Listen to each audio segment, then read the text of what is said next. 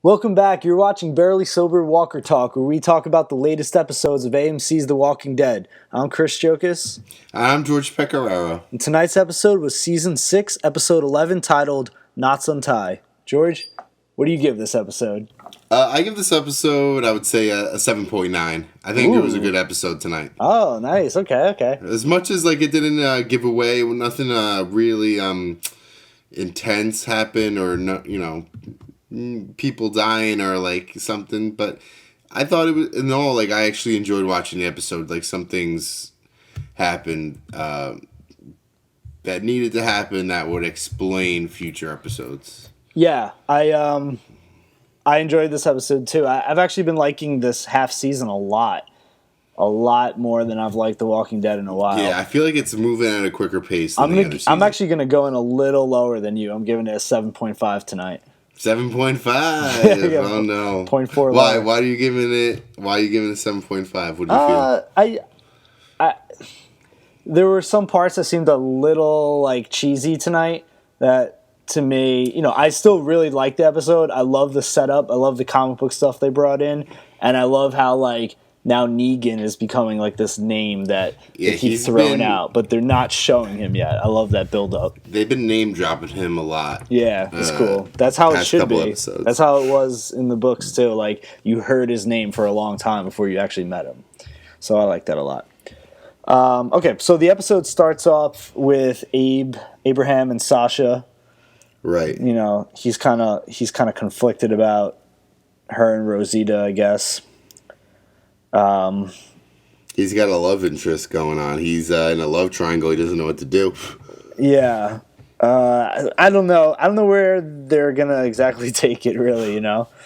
But is this not happen in the comics? Well, Abraham has this sort of a love triangle in the comics, but not with Sasha. Sasha doesn't exist, actually. It's with a totally different girl. And it was kind of just I don't know. I guess it led to some other things, but not really. It just seems different. It just seems weird with Sasha, I guess, so I'm just kind of wondering where that's going to head to.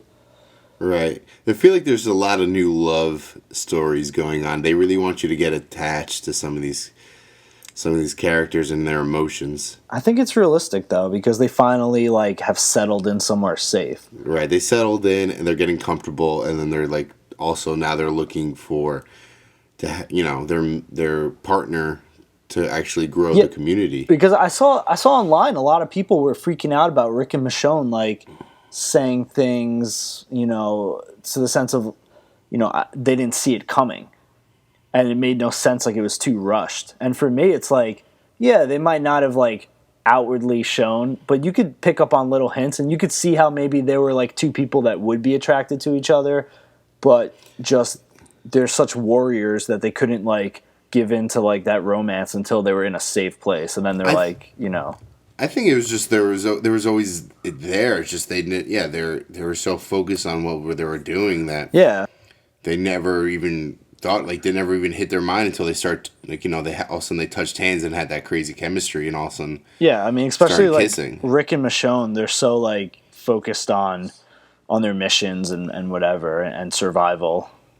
It was there. I feel like it was always there, and they grew this attraction to each other, but they just never really realized it.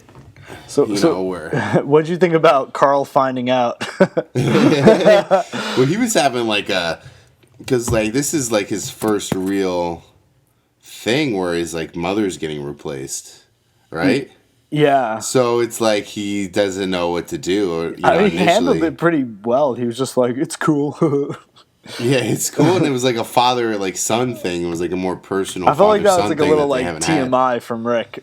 He's "You just happened last night, man. I got it in. Be proud of me. You don't need to pinpoint it. Your dad's still got it. They got the moves. The old cough drop. The old mince thing worked." If I was Carl, I'd be dude, Dad, Mom died a year ago. Come on, dude. It's bringing it back to the baby. The baby's not that old. Mom, there's dead people all around. I literally just shot my mom a year ago. You're already banging Michonne. Can't help it. It's Michonne. They want it. They're friends too. Like Carl and Michonne are friends. Yeah, right? You're banging my babysitter? Well, I love the fast pace of this season because it just like the episode started, and this could have very easily, as far as Walking Dead goes, this could have been an episode where they literally sat around Alexandria and had conversations with Jesus like the whole episode, and just some stupid bullshit happened. And they would have had like the episode end where they pull up to like the hilltop. Yeah. Like whatever, but no, they went to the hilltop early. They started talking to Greg. Yeah, actually, I actually wrote this down. And had a little bit of a fight scene. They reached the hilltop at like the 25-minute mark, so it wasn't even like halfway through. I was like, "Wow, I'm impressed, Walking Dead. You're actually having like a good paced season so far, or half season." I think they've caught on. Ah, they must have. Hopefully it keeps going this way because right now they're going to what? They're going back to Alexandria. To bring back food, then they're going to see Negan. Right. So if Negan's showing up in the season finale, they have, another 6 episodes until then? What are they going to do? Like, something else has to come up. It kind of makes sense. I could see what they're going to fill it in with, yeah. So what, next episode they're going to just be in Alexandria? And there's some more storyline that happens before they meet Negan. So. Oh, really? Yeah. Something else? So, like, you're saying the season's going to look like it's got some interest in it. It's going to be good. Yeah, so I could see that they're going to take some stuff and expand upon it. I could definitely see it fitting 6 episodes. Some shit goes down before they even meet Negan. Yeah, definitely. Okay. So, yeah, it's good. This is good. I'm very happy with that. What do you think about Greg?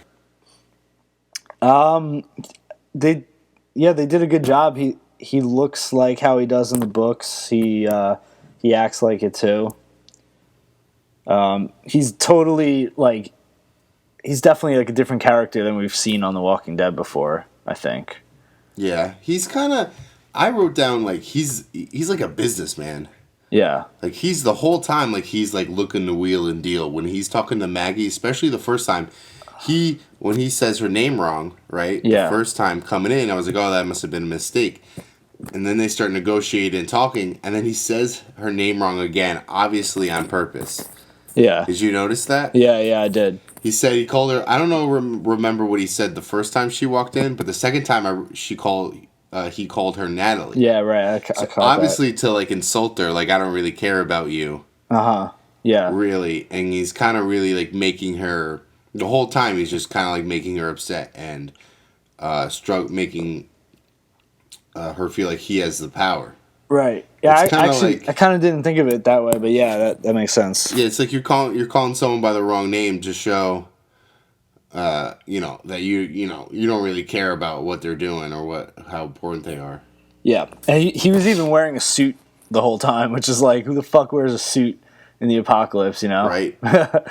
He's in his office, like he's like, oh, this is my painting, and like, all these things. Like, I never thought I'd have this painting.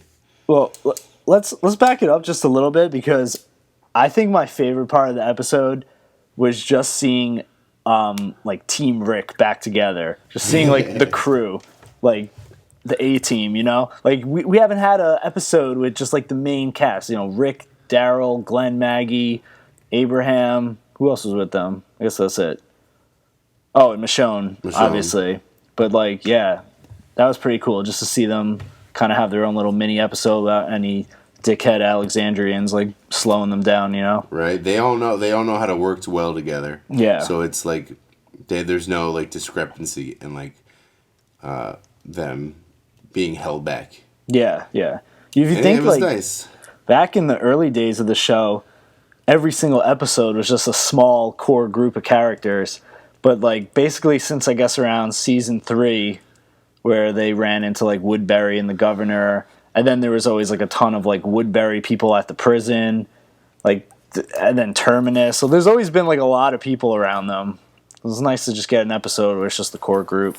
Yeah, it took out those excess characters where you don't even know their name. I know, they're just like a lot of time. A bunch of red shirts. And then I also, like, I don't know if you kind of just noticed this, but all the Hilltop people were using spears Yeah, because and they had like a blacksmith or forgery thing. Even I noticed when they first entered the hilltop, they had like old timey like hick music playing, like a banjo playing, like they really wanted you to make it feel like you just went back in time. Yeah, and there's like a blacksmith.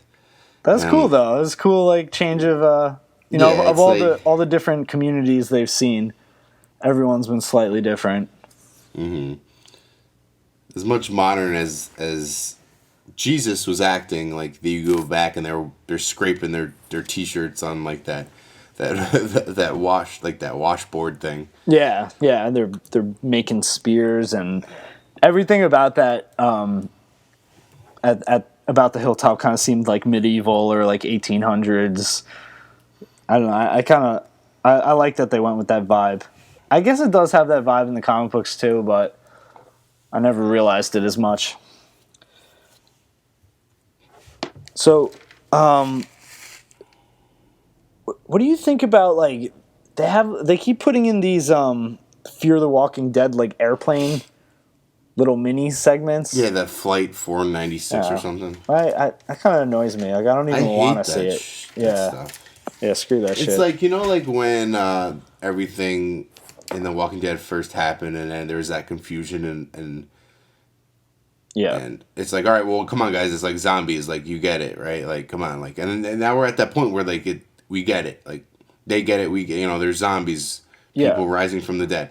We're bringing it back to that slow, like ignorant type of people who are just like, I don't even like, why? I just want to speak to my husband. Like, please. I mean, there's like a part of that's cool, but not when you drag it out so long.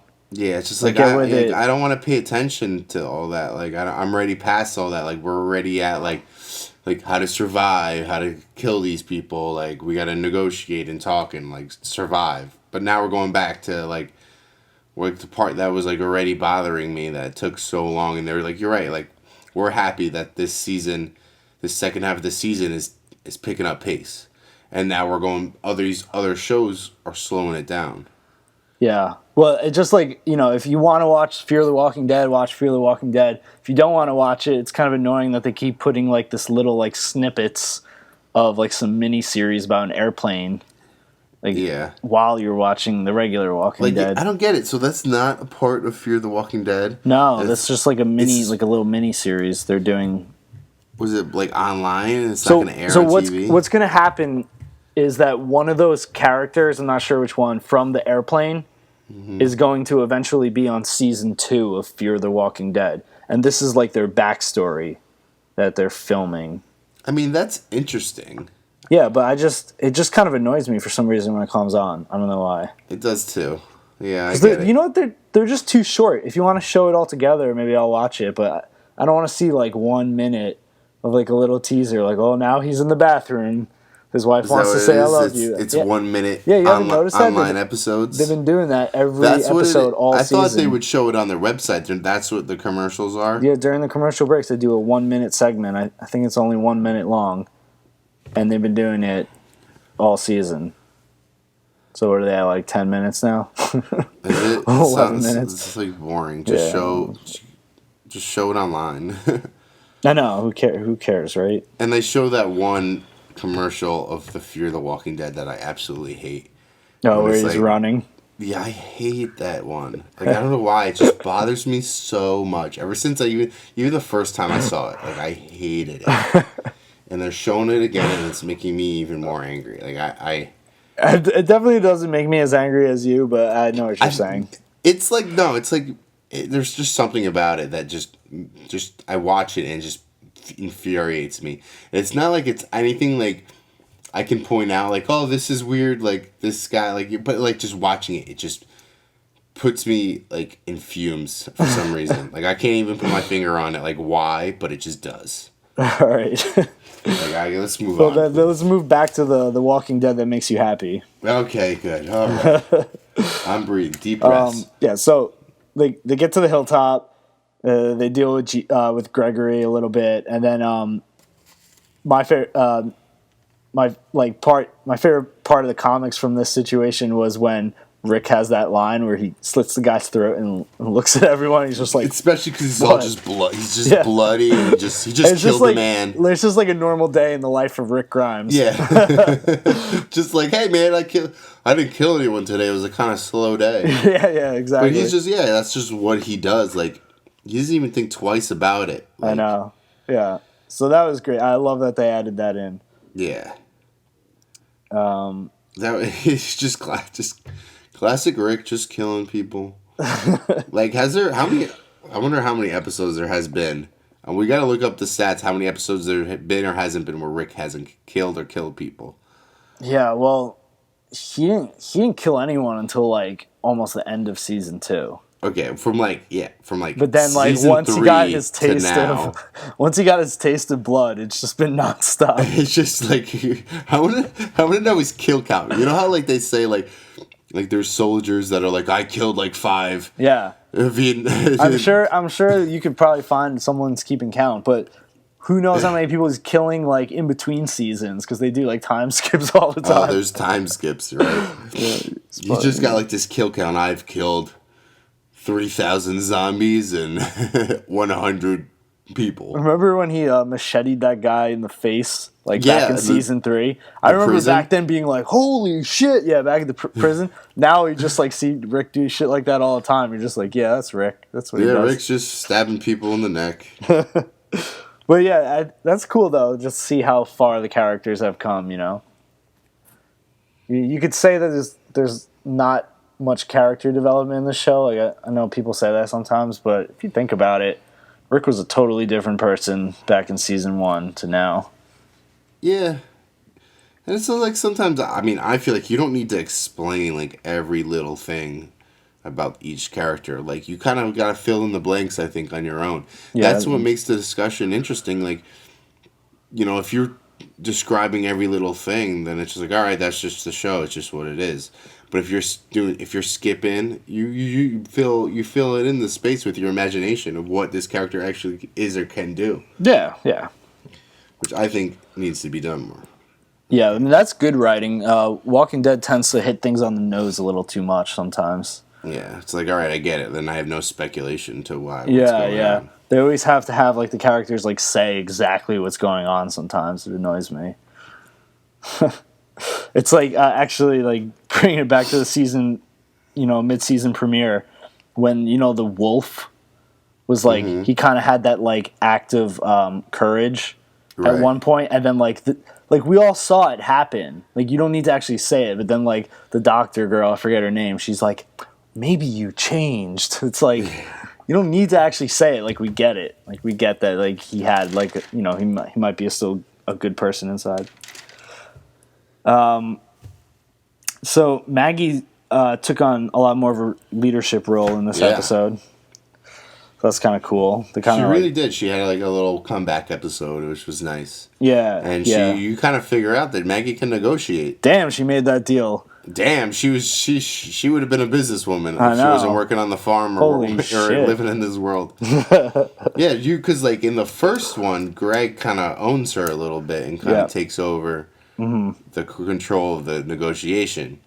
And in the second negotiation, Greg kind of still makes his points, but then she's like, okay, well, then, like, Greg kind of shows his cards first, and then Maggie kind of comes back at him, well, we have everything, so we have some leverage also. And yeah, half their stuff, I mean, that's a pretty good bargain there. And even Jesus said it, like, Negan didn't even get this much stuff in the first time. Yeah. Yeah, so basically now they're hired killers. They're so badass that they're like, yeah, we'll just fucking kill whatever threats you have. Just give us your food. I mean, it's crazy. Yeah, like, we just need some supplies. And he even said, like, a great line was, confrontations is something we've never had trouble with. Yeah. I think Rick says that. It's just like, yeah, like, that's just like their thing. Like, and they act like no big deal. Like, especially when Rick did he killed the guy and he's like, what? Like, yeah. That's just something like, like, I've done this so many times. Maybe to them, like, they're not used to that kind of seeing, like, one of their friends just die. Because, you know, it's kind of cool that, like, we follow this core group of characters all these seasons, and we've seen them become these badass killers. And then you just kind of assume everyone else in the world is like that. But they're like an anomaly because not many people have been out on the road that long and actually survived. Like usually they either die or they're in a community the whole time. Like Rick's group was out on the road and survived all those years. That's what makes them, special in that sense. Greg even said like they've had this community since the beginning. Yep. And Alexandria was from the beginning. Same thing with Alexandria, and look how that turned out. Even Terminus was pretty much from the beginning. So Woodbury was pretty much from the beginning. So like Rick's group is the only group that you like meet that's just been out on the road, going from place to place. They've been through so much stuff, just surviving all these other people. Right. So yeah, there's lots of good things to come. Anything else you want to say about this episode? I mean, I believe in this episode they built so much up on the relationships between some of these characters, like Maggie and Glenn, how Maggie's pregnant. Right. It's a big deal to them, right? Mm-hmm. And also now Abraham's in this love quarrel, like he's in love with what's her name? What's both their names? Sasha and Rosita. Sasha and Rosita. And then also, I kind of got a little something with Dale and the doctor, Denise. Dara? Well, no, the doctor's a lesbian, though, remember? Is she? Yeah, she's been hooking up with Tara. Has she been hooking up with Tara? Yeah, that's why she wanted... I didn't catch that. Oh, yeah. Yeah, that happened but they kind of like Tara. Well, Denise and Daryl like kind of are forming this great, better friendship than I would have to say. Yeah, I did notice that too. I took note of that, wondering, everything they add in these shows is for some reason. So yeah, so they're building up these characters and their love interests and who they actually feel attachment to. Yep. So it really shows like okay, they're building up these ones. Who's gonna die? Yeah, that's what I was just thinking too. It's like, especially because show the connections because Maggie and Glenn had that ultrasound. Yeah. So the new life is coming in. That means not one, but a few people are gonna go. Yeah. Like too much happiness for The Walking Dead at once. It's too much, and it gets to, like. It's like sucks to say, but like, what if Glenn goes because well, he's got this baby now and Maggie. Well, all I'll say is there's some big comic book deaths coming. So, I don't think anyone on the show has ever had the same death as their comic book counterpart, but they mix and match. So, like, if someone died a certain way, they might give that death to a different character just to take you off guard. Yeah, I feel like they want to keep it keep it a little bit off, but yeah, they try to keep it a little fresh. Yeah, but it's gonna happen. Like I'm expecting people to die in the next six episodes. Oh yeah, there should be a couple. Mm-hmm. Probably mostly by the saviors. We'll have to see. Okay, got a couple of communities in there now. The world is expanding. Your whole world is about to get a lot bigger. Well, that's it for us. I hope you enjoyed Walker Talk. You could follow me, George, on Twitter at Georgie Peck, on Instagram at PeckGeorge. And you can follow me on Instagram at Chris Jokas. That's GeoCos.